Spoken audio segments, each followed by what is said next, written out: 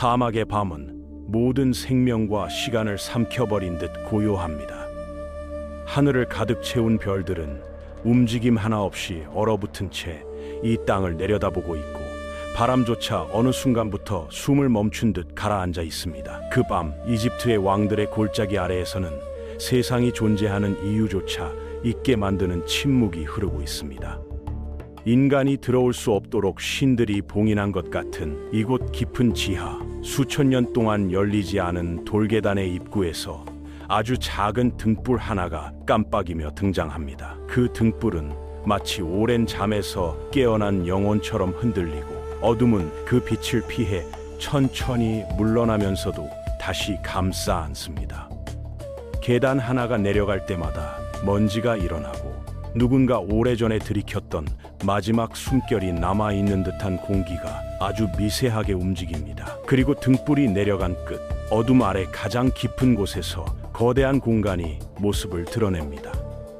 수천 년 동안 누구도 보지 못했던 투탕카멘의 묘실입니다. 등불의 빛이 금빛 벽면을 스치며 반사될 때 이 공간은 마치 다른 세계로 열린 입구처럼 느껴집니다.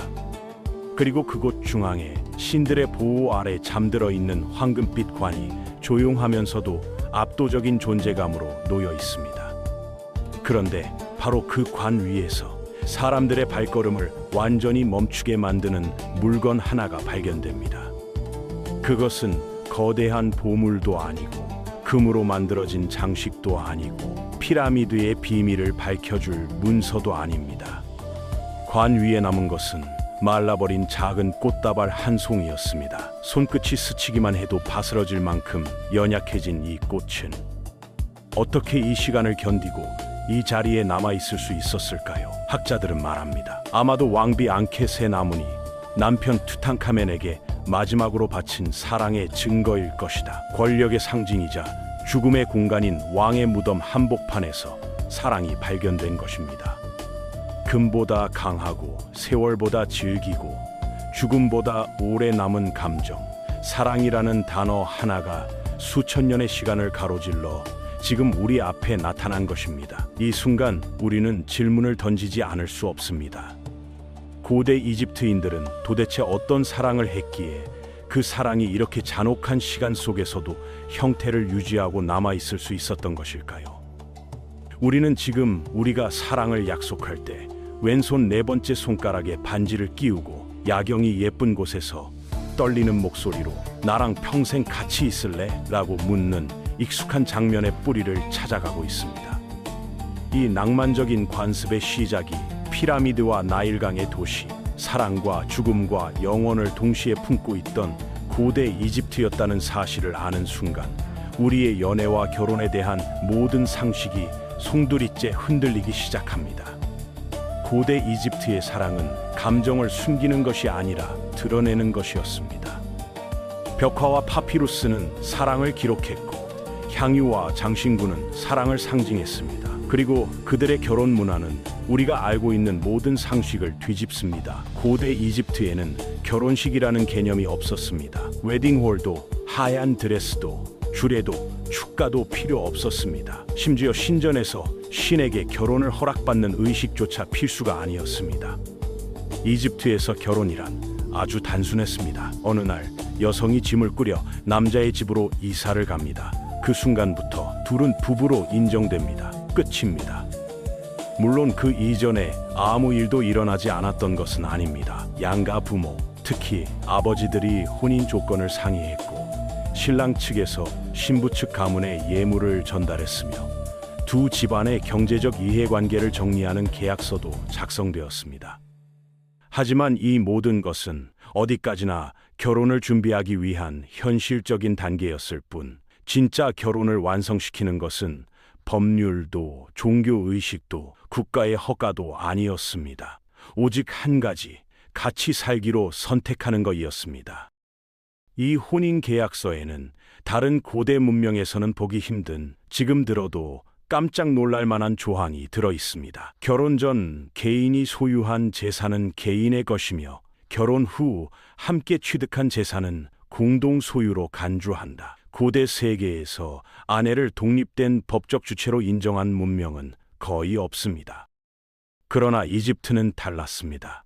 아내는 결혼했다고 해서 자신의 재산을 남편에게 넘기지 않았고, 남편 역시 자신의 재산을 아내에게 강제로 귀속시키지 않았습니다. 둘은 각자의 소유를 유지한 채 새로운 공동의 재산을 만들어가는 파트너였던 것입니다.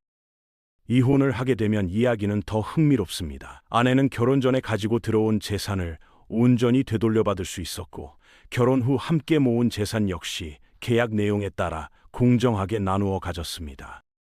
아이가 있다면 일반적으로 어머니가 양육했지만 아버지는 일정 기간 생활비를 지급할 의무가 있었습니다. 심지어 어떤 경우에는 전처가 다시 재혼할 때까지 전 남편이 비용을 보태주기도 했습니다.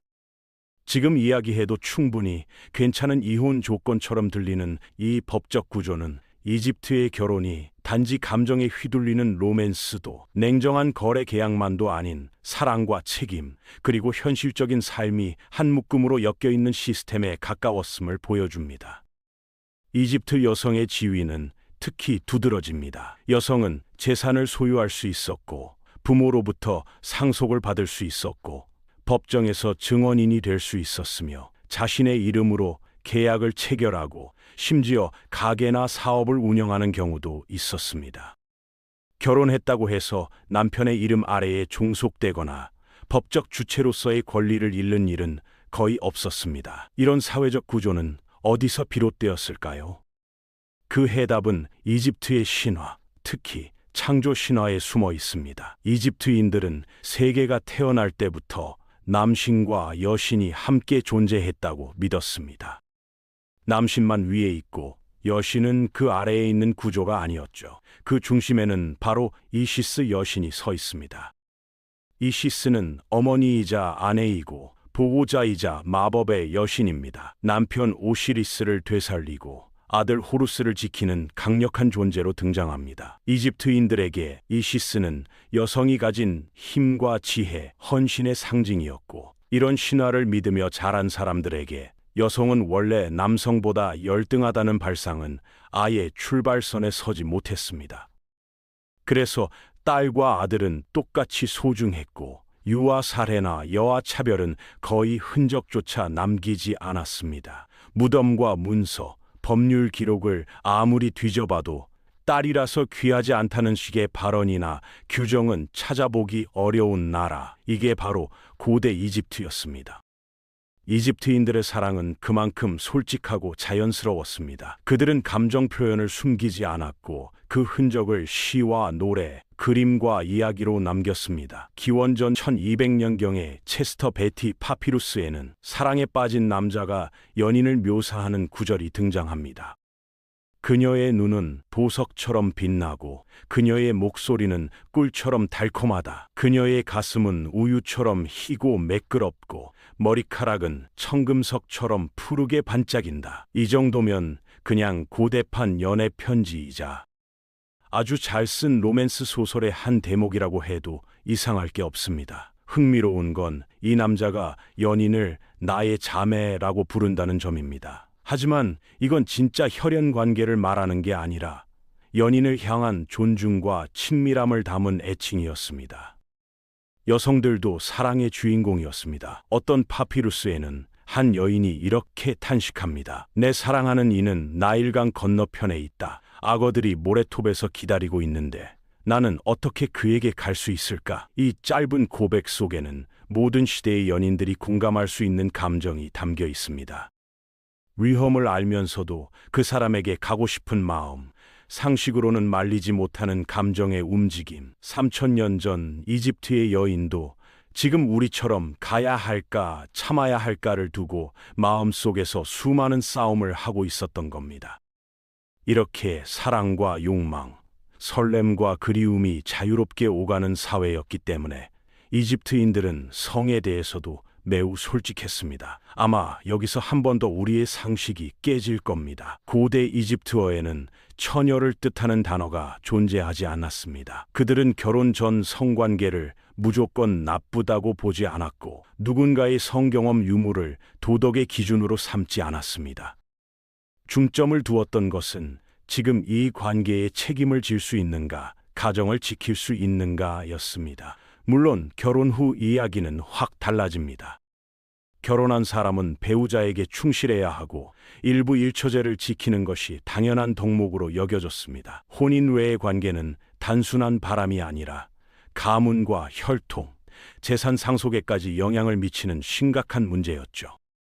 그래서 간통은 엄격히 금지되었고, 특히 간통을 통해 태어난 아이가 정당한 상속권을 주장할 수 있는 상황은 사회적 혼란을 가져오는 것으로 여겨졌습니다. 이집트인들이 성을 자연스럽게 받아들이면서도 동시에 가정과 혈통에 대해서는 냉정하게 기준을 세운 이유가 여기에 있습니다. 임신과 피임에 대한 태도 역시 현실적이었습니다. 이미 기원전 16세기 무렵 작성된 에베르스 파피루스에는 다양한 피임법과 임신 테스트 방법이 기록되어 있습니다. 그중 하나는 이렇게 진행됩니다. 여성이 보리와 밀 씨앗이 담긴 2개의 그릇을 준비하고 그 위에 자신의 소변을 붓습니다. 며칠 뒤 씨앗이 싹을 틔우면 임신한 것이고, 아무 변화가 없으면 임신하지 않은 것으로 판단합니다. 심지어 보리가 먼저 싹 트면 아들을, 밀이 먼저 자라면 딸을 임신한 것이다 라는 해석도 붙어 있었습니다. 지금 들으면 미신처럼 들리지만 현대 연구 결과 이 방법은 임신 여부를 판별하는 데 꽤 높은 정확도를 보였다고 합니다. 임신한 여성의 소변에는 호르몬이 포함되어 있어 씨앗의 발화를 촉진시킬 수 있기 때문입니다. 피임법은 더 과감합니다. 꿀과 대추 야자를 섞어 만든 혼합물을 양털에 적셔 사용하는 방법, 악어 배설물과 꿀을 섞어 만든 좌약을 사용하는 방법, 레몬 반쪽 안에 나트론이라는 광물성 물질을 채워 넣는 방법까지, 일부는 실제로 질내 환경을 변화시켜 정자의 활동을 방해했을 가능성이 있습니다. 중요한 건 이 사람들에게 성은 자연스러운 것이지만 그만큼 책임 있는 선택이 필요하다는 인식이 있었다는 점입니다. 이집트인들이 사랑과 결혼을 바라보는 태도는 사후 세계에 대한 믿음과도 깊게 얽혀 있습니다. 이들은 죽음이 삶의 완전한 끝이라고 믿지 않았습니다. 죽음은 또 다른 세계로 가는 문, 그리고 그 너머의 세계는 이 세계의 연장이라고 여겼습니다.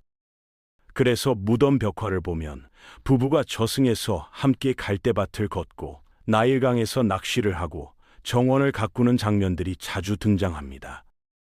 현세에서 함께 밥을 먹고 함께 일하고 함께 웃던 그 사람이 저승에서도 곁에 있기를 바랐던 마음, 영원한 낙원을 혼자 누리는 것이 아니라 사랑하는 사람과 함께 누리고 싶다는 바람. 이보다 더 로맨틱한 사후 세계의 개념이 또 있을까요? 어떤 이집트 학자는 이렇게 말했습니다. 영원은 끝없는 시간의 연속이며 배우자를 좋아하지 않는 한 어느 이집트인도 영원을 두려워할 이유가 없었을 것이다. 사랑하지 않는 사람과 영원을 보내야 한다면 그건 형벌에 가깝겠지만, 진심으로 좋아하는 사람과의 영원이라면 그건 축복에 가깝겠죠. 이집트인들은 바로 그런 영원을 꿈꾸고 있었습니다.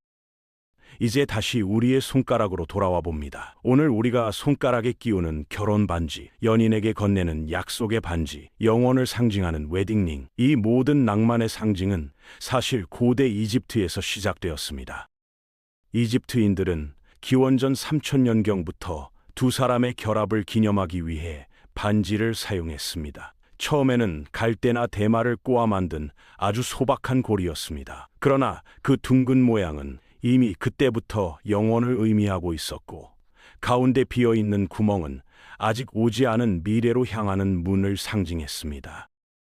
그들은 그 반지를 왼손 4번째 손가락에 끼웠습니다. 그 손가락에서 심장으로 곧장 이어지는 사랑의 혈관, 베나 아모리스가 흐른다고 믿었기 때문입니다. 현대의학으로는 그런 혈관이 존재하지 않지만 이런 이야기를 들으면 고개가 끄덕여지지 않나요? 사랑하는 사람의 손가락과 나의 심장이 연결되어 있다는 상상, 그 손가락을 통해 마음이 오고 간다는 믿음, 과학적 진실보다 때로는 이런 상징이 우리의 삶을 더 풍요롭게 만듭니다. 이집트 남성이 아내의 손가락에 반지를 끼워주는 행위는 단순한 장신구 선물이 아니었습니다. 그것은 시간이 흘러도 변화가 찾아와도 우리는 같은 방향을 바라보며 함께 걸어가겠다는 약속이자 우리가 함께 지켜야 할 집과 가정, 삶의 기반을 서로 믿고 맡기자는 선언이기도 했습니다. 갈대 반지에서 시작된 이 작은 상징은 시간이 흐르며 상아와 가죽, 금과 은으로 그리고 오늘날 다이아몬드가 박힌 반지로까지 진화했습니다. 그러나 그 안에 담긴 마음만큼은 크게 달라지지 않았습니다. 결국 우리는 여기까지 도달합니다.